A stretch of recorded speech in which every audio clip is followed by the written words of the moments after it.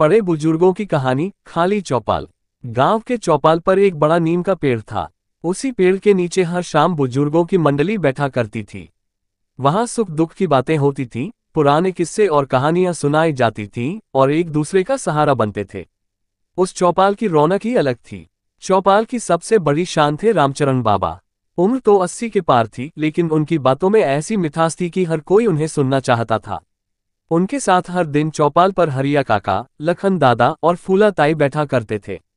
चारों मिलकर हंसी मजाक और पुरानी यादों में डूब जाया करते थे। पर समय के साथ सब बदलने लगा।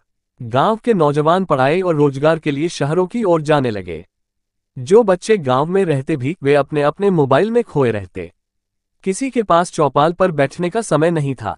बुजुर्गों की मंडली भी धीरे धीरे टूटने लगी। फूला ताई सबसे पहले चल बसी। उनके जाने के बाद लखन दादा ने चौपाल आना बंद कर दिया।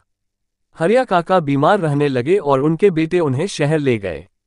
अब चौपाल पर सिर्फ रामचरण बाबा ही बच गए थे। रामचरण बाबा रोज चौपाल पर आते, उसी नीम के नीचे बैठते और घंटों तक आसमान निहारते रहते।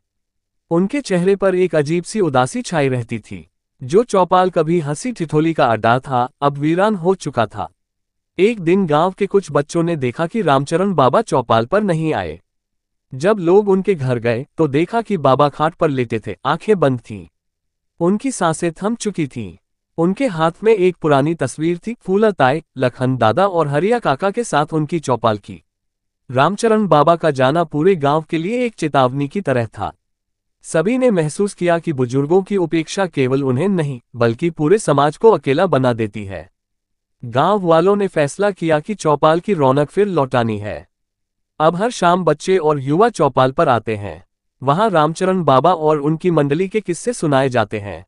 नीम के पेड़ के नीचे उनकी यादों को हमेशा के लिए जीवित रखा गया है। सीख। बुजुर्ग हमारे समाज की जड़ें हैं। अगर हम उनका सम्मान और साथ न दें तो समाज की यह जड़ें सूख जाएंगी। उनका अनुभव, उनका प्यार और उनकी कहानियां हमारे जीवन को गहराई देती हैं।